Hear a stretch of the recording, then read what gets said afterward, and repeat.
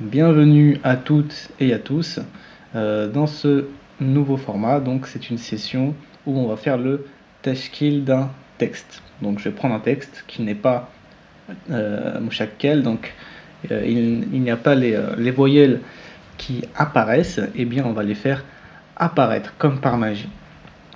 Donc pour ce faire, j'ai pris un livre ici, Al-Wajiz fi Tarikh al-Islam wal Muslimin, résumé de l'histoire de l'islam et des musulmans, écrit par un enseignant de jurisprudence de fiqh en Palestine, à Naplouse. Il a été écrit en 2012 et donc son nom c'est Abdulaziz. Voilà, le professeur Abdulaziz de Naplouse. Donc un livre qui fait plus de 1000 pages. Et c'est un livre historique qui va traiter de tous les événements majeurs qui se sont produits de l'époque du prophète jusqu'à l'époque contemporaine. Donc moi là j'ai pris un chapitre sur le calife Muawiyah ibn Abi Sufyan parce que c'est le début des Omeyyades. Et donc la fin du califat finalement. On passe d'un système califal à un système de royauté. Parce que Muawiyah ibn Abi Sufyan est le premier roi de l'empire entre guillemets, parce que en fait c'est pas un empire finalement, c'est du royaume musulman, comme il le dira d'ailleurs dans ce passage là. Et donc je trouvais ça intéressant de commencer par là, parce que c'est un moment très important de transition dans le monde arabo-musulman. Alors, comment faire le tashkil? Alors déjà, on va se concentrer sur les règles basiques de grammaire. Alors si on dit grammaire, on dit la dernière voyelle. Donc on va se concentrer sur la dernière voyelle de la dernière lettre, ici. Voilà. Et on va essayer de savoir quelle voyelle mettre. Est-ce qu'on met un A, une fatha, est-ce qu'on met un OU, une dhamma ou une kasra? Voilà, pour ça, il faut toujours avoir en tête, est-ce que la phrase, elle est fi'liya, est-ce qu'elle est verbale, ou est-ce qu'elle est ismiya, c'est-à-dire nominale. Si elle est verbale, elle est constituée d'un verbe, d'un fa'il, celui qui fait l'action, et d'un maf'ul bihi, celui qui subit l'action. C'est important, pourquoi? Parce que le fa'il, celui qui fait l'action, il est toujours marfou'. Et donc, c'est ce qu'on va appeler en français le cas sujet. Il va toujours prendre une dhamma. Alors que le maf'ul bihi, c'est celui qui subit l'action, il est toujours mansoub. Et donc, il aura toujours une fatha, sauf s'il est précédé d'une particule, ce qu'on appelle les huruf al-jar. Et donc, il va devenir majrour, au cas indirect. Et il prendra une kasra, donc un i. Voilà. Et si on est dans le cas d'une phrase qui est nominale, on a un mubtada, marfou', dhamma, et un khabar qui suit toujours le mubtada, et donc il est marfou', dhamma, ou. Voilà. Donc là on commence. Première phrase. Alors que je prenne en main tout ça, voilà, pour surligner. Alors, انقضت مدة الخلافة الراشدة بخلافة الحسن بن علي رضي الله عنه لتصبح بعد ذلك ملكا. Ok. Donc, le premier mot ici est un verbe. Et je vais dire in qadat. Wow. Ok, je dessine pas hyper bien, on va faire comme on peut. In qadat, ici, c'est le verbe in qada. Donc quand je vous donne un verbe, je vais toujours vous donner un verbe à la forme au passé et à la troisième personne du singulier. Donc ce verbe-là, ça veut dire il s'est écoulé. Parce qu'il n'y a pas d'infinitif en arabe. on dira sinon, pour faire plus simple, que c'est le verbe s'écouler. Voilà. Alors, si je veux faire la déclinaison, je vais dire in qadaytu pour je, in qadayta pour tu masculin, in qadayti pour tu féminin, in qada pour la troisième personne du singulier, pour il, in qadat pour la troisième personne du singulier féminin, donc pour elle, c'est le cas ici, in qadat, avec un ta à la fin. Donc là, ça va se transformer en ta musakkan avec un soukoun, in qadat, pour elle, c'est écoulé, etc. Pour nous, in qadayna, pour vous, in qadaytum, pour ils, il pluriel, in qadu, et il pluriel féminin, in qadayna. Voilà. Donc on est toujours au passé. Après, il faut connaître aussi les déclinaisons au présent. Donc on passe de in qada à yan qadi. Bon, ce qu'il faut retenir ici et ce qui est important, c'est que in qada, il a un shem. Vous savez que tous les verbes fonctionnent par shem, comme un moule à gâteau, si vous voulez. Et si vous voulez faire un gâteau qui a la forme d'une étoile, vous prenez un moule qui a la forme d'une étoile et vous coulez votre gâteau dans votre moule en forme d'étoile, ça va vous donner une étoile. Et l'étoile, elle a sémantiquement une valeur. Elle va vouloir dire quelque chose de particulier. Donc là, in qada, alors je vais remettre in qada a la valeur ici, a comme moule in fa'ala. Alors, est-ce que ça va pas trop me... in fa'ala. Voilà. In fa'ala. Donc, on reconnaît ici qu'il y a deux lettres qui ont été ajoutées et trois lettres qui sont des lettres racines. C'est pour ça qu'on dit que l'arabe est une langue, d'un point de vue des verbes, qui est trilitère. Elle se base sur trois lettres qui sont la racine du mot et qui vont donner la valeur sémantique du mot, du verbe. Donc on voit que le in ici, il a été ajouté. Ce sont des lettres ajoutées, elles ne font pas partie de la racine. La racine, ce sera toujours fa, a, la.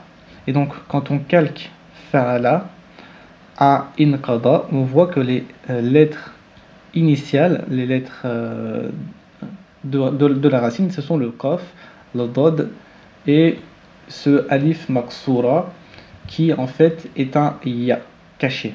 Comment je sais que c'est un ya caché?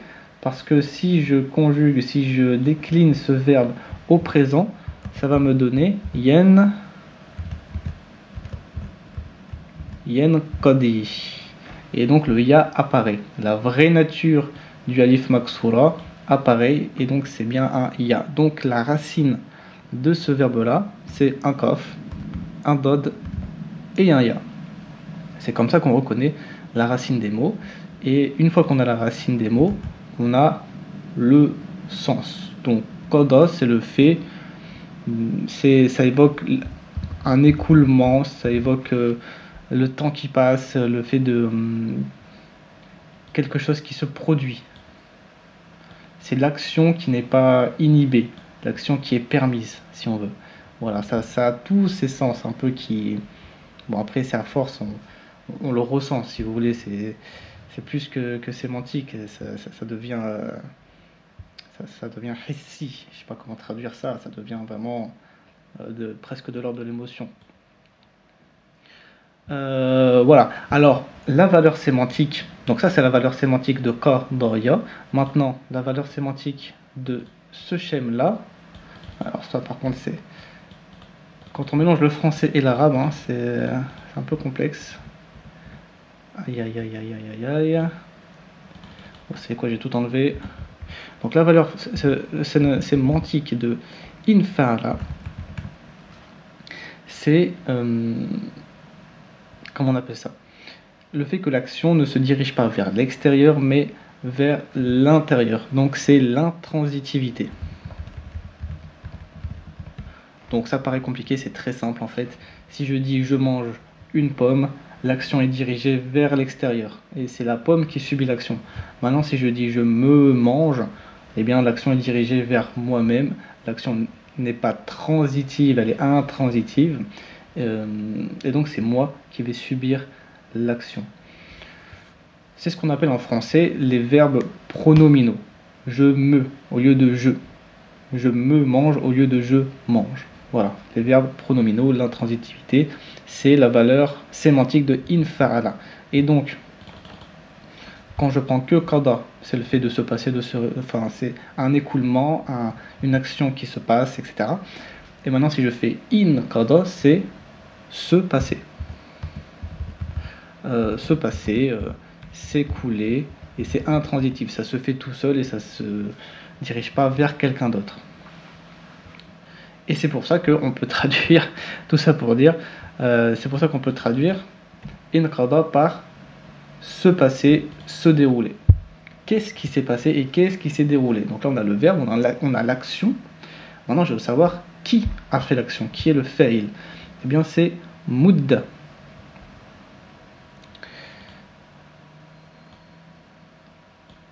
Mudda avec une shadda. Mudda. Et mudda c'est, comment on pourrait appeler ça? Mudda. Eh ben, vous savez quoi? Je vais aller voir sur le dictionnaire. Normalement j'ai prévu une scène pour ça. Donc moi le dictionnaire, j'utilise beaucoup El-Ma'ani. Et donc là ils vont, si je mets mudda, on rentre le verbe en arabe et on a les définitions qui se basent sur différents dictionnaires qui ont été numérisés. Donc mudda ici, donc voilà, une période de temps qui se produit sur le court terme ou le long terme, en gros. Donc c'est une période de temps, voilà. C'est plutôt ça, la définition. Après, il y a aussi le dictionnaire en français, normalement. Voilà. Hop. Donc, une période de temps, c'est elle qui s'est écoulée, qui s'est déroulée. Et donc, étant donné que c'est celui qui fait l'action, je vais mettre une dhamma. Est-ce que je mets une dhamma comme ça? Oula, là c'est terrible. Est-ce que je mets une dhamma voilà, comme ça? Ou est-ce que j'en mets deux? Donc est-ce que le mot là il est défini par l'article L ou est-ce qu'il n'est pas défini par l'article L? Eh bien il n'est pas défini. Donc normalement je mets un, muddatun. Sauf que là, le fa'il il est annexé à un autre terme. Et ce terme c'est el-khilafa. Donc c'est pas n'importe quelle période, comme ce n'est pas n'importe quel livre, c'est la période du califat bien guidé, ou des califes bien guidés. Comme ce n'est pas mon livre à moi, comme ce n'est pas un livre, ce n'est pas n'importe quel livre, c'est mon livre à moi. Donc je dirais pas kitab, je dirais kitabi ou kitabu un tel. C'est le livre d'un tel. Donc là, al-khilafa, c'est le califat, si on veut. Et donc c'est la période du califat bien guidé. Du califat bien guidé. Quand un mot est annexé à l'autre, déjà la première conséquence c'est qu'il va perdre son tanwin. L'annulation, on l'enlève. Muddatu au lieu de muddatun. Et ensuite, le mot à qui il est annexé va prendre une kasra. Donc on dira muddatul khilafati ar-rashida. Et ar-rashida, alors c'est pas Rashida Dati, hein, rien à voir, même s'il y a un lien, évidemment, d'un point de vue linguistique. Ar-rashida, c'est une sifa, c'est-à-dire c'est une caractéristique, c'est un adjectif. Et qu'est-ce qu'il qualifie? Il qualifie el-khilafa. C'est-à-dire, par exemple, un livre, je vais vous dire c'est le livre de Pierre, et maintenant je vais vous décrire le livre. Grand, petit, sale, déchiré, ouvert, fermé, etc. Bon, voilà, un adjectif. Et donc l'adjectif, il suit toujours d'un point de vue grammatical le mot qu'il décrit, c'est-à-dire al-khilafa. Si le khilafa se termine par une kasra, rashida va se terminer aussi par une kasra. Voilà. Bon, j'espère que c'est clair. Vraiment, pour que je trouve un moyen de faire le tashkil de façon plus propre, mais bon. Donc, inqadat muddatul khilafati ar-rashidati, c'est-à-dire, pour traduire, la période du califat bien guidé s'est passée. Et là, on a un autre khilafa. On a le khilafa de Al-Hassan ibn Ali radiallahu anhu. Le califat de Al-Hassan ibn Ali, le fils de Ali ibn Abi Talib. Et devant khilafa, on a une particule. Donc, pour revenir sur ce que je disais sur la phrase verbale, on a le verbe ici. Alors, j'ai changé de couleur. On a le verbe ici. On a le fa'il ici. Celui qui fait l'action, c'est Muddatul Khilafa Rashida. Et qui subit l'action, c'est Al-Khilafa ou Khilafat Al-Hassan ibn Ali. Voilà. Donc je vous ai dit que le maf'ul bihi, il est toujours mansoub, il a toujours une kasra, sauf que une fatha, sauf qu'ici khilafa est suivi d'une particule, le ba. Donc il prendra une kasra. Et donc khilafa al-Hassan, donc il est aussi mudaf ilayh, c'est-à-dire qu'il est annexé. C'est comme khilafa al-Rashida, c'est comme muddatu al-Khilafa. Là on a khilafa al-Hassan, c'est le califat de al-Hassan, c'est le livre de Pierre. Donc on a un cas d'annexion, ce qu'on appelle al-idafa. Donc le premier mot il est mudaf, et le deuxième il est mudaf ilayh, celui qui est annexé. Qui est annexé au mot qui le précède. Voilà. Donc dans mudaf ilayh, le ilayh, le ha de ilayh, pour ceux qui connaissent un peu, ça renvoie toujours au premier mot. Ok. Donc on peut traduire que le temps du califat bien guidé s'est écoulé jusqu'au califat de Al-Hassan ibn Ali radiallahu anhu. Alors juste là, pour précision, comment on va faire le tashkil de Ibn? Est-ce que je cache moi? Non, je cache pas. Donc Ibn Ali, ici c'est ce qu'on appelle un badal. Alors là, ça rentre un peu dans les détails, mais badal dans la langue, c'est le fait de remplacer quelqu'un. Donc que je vous dise Al-Hassan ou que je vous dise Ibn Ali, c'est-à-dire le fils de Ali, eh bien je vous ai indiqué la même personne. Donc on pourrait remplacer Al-Hassan par Ibn Ali.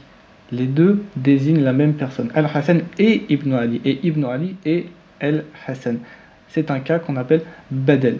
Et le badal, eh bien, il va suivre toujours celui qui le précède. Donc si Al-Hassan est maksour avec une kasra, eh bien le Ibn qui le suit aura toujours la kasra. C'est le fils de Ali. C'est comme ce que j'ai dit tout à l'heure avec le livre de Pierre. Là, c'est le fils de Ali. Donc, on est dans un cas d'annexion. Et donc, Ali va prendre une kasra et une shadda.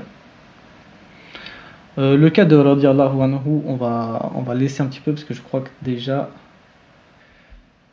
Donc, on va passer directement. Mais en gros... là il faut retenir que radiallahu anhu, on retombe sur une phrase qui est verbale. Radia c'est le verbe, c'est le fait d'agréer. Radia, qui agrée, qui est le fa'il, c'est Allah. Donc on va mettre un ou. On met pas de tanwin sur Allah. Pourquoi? Parce que c'est un nom qui désigne Dieu et donc il est très spécial. Radiallahu anhu. Et donc qui Allah doit agréer, c'est le hu. Donc en fait j'ai dit que je le faisais pas, finalement je le fais. Le hu, le hu, c'est ce qu'on appelle un damir. c'est un pronom qui renvoie à lui, qui renvoie à Al-Hassan ibn Ali. Donc, agréer, le fait d'agréer, qui agrée? C'est Dieu qui agrée, et il agrée qui? Hu, c'est-à-dire Al-Hassan.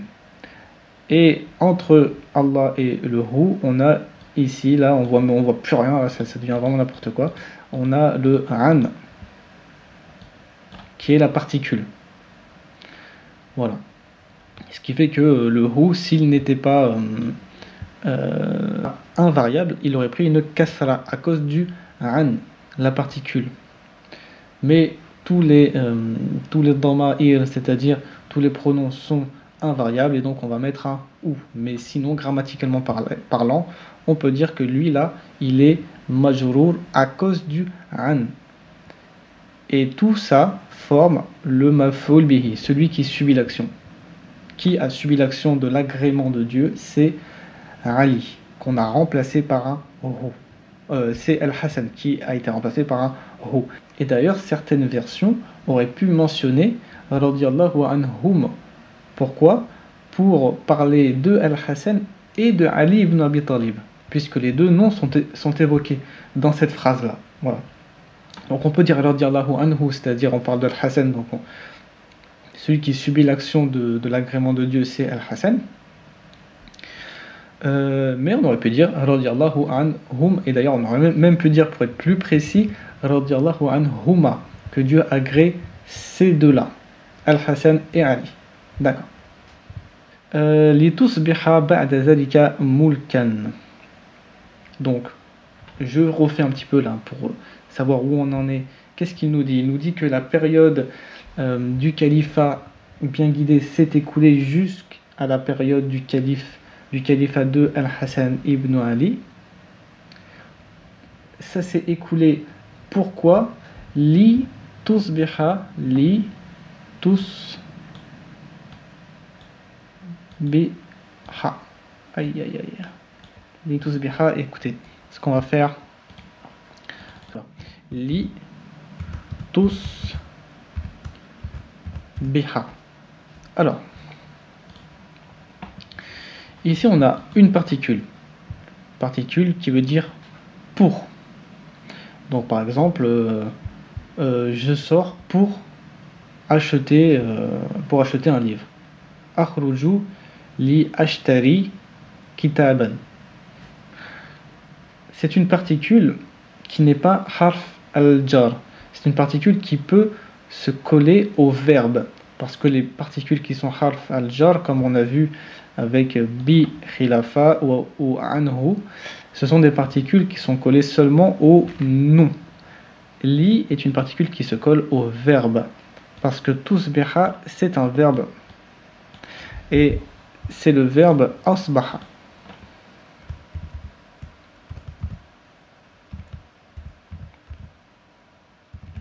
Qui veut dire devenir.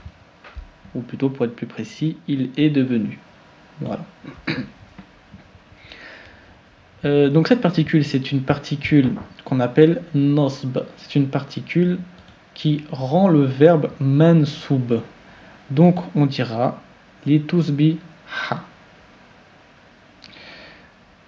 Donc pour alors le ta c'est un pronom féminin qui ici renvoie à el khilafa. Pourquoi? Parce que el khilafa porte la marque du féminin. C'est un nom féminin. C'est pour ça qu'on a le tout ici qui est la marque du féminin. Donc pour qu'elle devienne, entre guillemets, c'est-à-dire le califat, pour que le califat devenir ba'da zalika, ba'da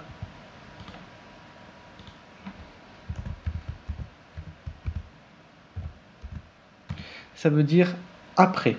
Alors ba'd, ça veut dire après.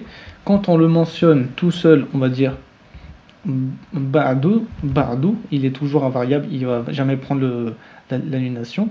Mais quand il est annexé à un mot, il va devenir ba'da. Voilà, donc c'est des mots un peu spéciaux. Et il est annexé à dhalika. Ce sont des noms relatifs. Al-asma al-mawsoula. Ce sont des noms qui permettent de désigner quelqu'un ou quelque chose qui est proche ou loin. Donc on va dire hadha pour quelque chose qui est proche et masculin, et on va dire hadhihi pour quelque chose qui est proche et féminin. Pour ce qui est loin, on dira dhalika, ba'da dhalika, après ceci, après cela. Donc pour devenir après ceci, donc là c'est un cas de annexion encore une fois, sauf que dhalika il est invariable et donc il ne prendra pas la kasra, dhalika, ça sera toujours dhalika, après ceci, pour devenir après ceci, pour devenir quoi, donc là il manque le maf'ul bihi, celui qui a subi l'action, et bien pour devenir une royauté, mulk. Royauté c'est mulk. Donc vous voyez en fait le tashkil, donc la vocalisation des premières lettres avant la dernière, ben là c'est simplement l'habitude, le fait de retenir par cœur les mots. Là je sais que c'est mulk, je sais que c'est pas milk, ça me fait penser au chocolat Milka, rien à voir. C'est pas milk, c'est pas malk, c'est pas malik. Bah, si je dis malik d'ailleurs tout de suite c'est le roi, ça veut dire le roi. Donc en fait le tashkil, la vocalisation des lettres qui précède la dernière lettre, elle se fait par l'apprentissage et par cœur en fait. On peut juste à partir des règles de grammaire déterminer la dernière lettre, la dernière voyelle de la dernière lettre. Donc on va dire mulkan, parce que c'est celui qui subit l'action et donc il est mansoub, il est maf'ul bihi. Sauf qu'en arabe, cette graphie-là, elle pose problème. On peut dire mulkin, on peut dire mulkun, on ne dira jamais mulkan. Mulkan a besoin d'un alif pour le maintenir, pour le soutenir. Voilà. Pour cette première session. Écoutez, dites-moi ce que vous en pensez. Alors, il y a beaucoup de choses à dire, hein. Déjà, là, on a fait à peine une phrase et j'ai un peu divagué dans tous les sens. Pas facile aussi parce que ça fait appel à beaucoup de notions et je ne sais pas trop ce qui est entendable ou pas. Donc là, déjà, il y a quelque chose d'intéressant. Si on s'arrête juste sur le sens, on peut se demander déjà quelle est la différence entre une royauté et un califat. Eh bien, un califat, c'est un pouvoir qui vient de Dieu, qui a été donné par Dieu sur un homme, qui a été déposé dans les mains d'un homme pour que cet homme puisse être au service, se mettre au service d'une communauté religieuse. Donc tous ces sujets sont en vérité ces fidèles qui le servent avec lui pour une cause, pour la cause divine. Alors que, et en plus de ça, donc la succession se fait par une élection. On va élire celui qui succède en fonction de critères liés à la piété. C'est ce qu'on appelle Ashura. Dans le verset 33 de Surat Ashura, je crois que c'est le verset 33, eh bien, il est dit wa amruhum shura, leur affaire doit être décidée, donc leur affaire, c'est-à-dire le pouvoir doit être décidé par une concertation. Concertez-vous pour élire celui qui est plus à même de diriger la communauté des croyants. D'ailleurs, on l'appelle Émir al-Mu'minin, celui qui dirige les croyants. Voilà. Alors qu'une royauté, c'est un système de succession, c'est un système héréditaire, donc c'est un père c'est un fils qui succède à son père. Et en plus de ça, le roi, il a une terre, il possède une terre, et il a ses sujets qui lui doivent obéissance. Donc c'est vraiment une autre manière de penser le pouvoir et l'exercice du pouvoir.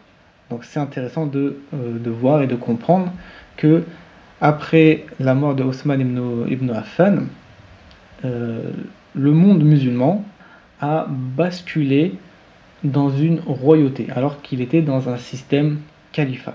Voilà. Même si on continuera d'utiliser le nom de calife, etc. Mais d'un point de vue juridique, d'un point de vue politique, le système est devenu une royauté. Hein. Abu Bakr as-Siddiq n'a rien à voir avec Omar d'un point de vue de la filiation. Pourtant, c'est Omar qui a succédé à Abu Bakr. Pareil pour Othman ibn Affan. Il n'y a pas de lien de filiation entre Othman ibn Affan et Omar ibn al-Khattab. Et Othman ibn Affan n'a pas de lien avec Ali ibn Abi Talib. Voilà, il n'a pas de lien direct d'affiliation. C'est pas son fils. Alors que à partir de Muawiyah ibn Abi Sufyan, lui, il va donner le pouvoir à qui? À Yazid ibn Muawiyah ibn Abi Sufyan, c'est-à-dire son fils. On est bien passé dans un système monarchique.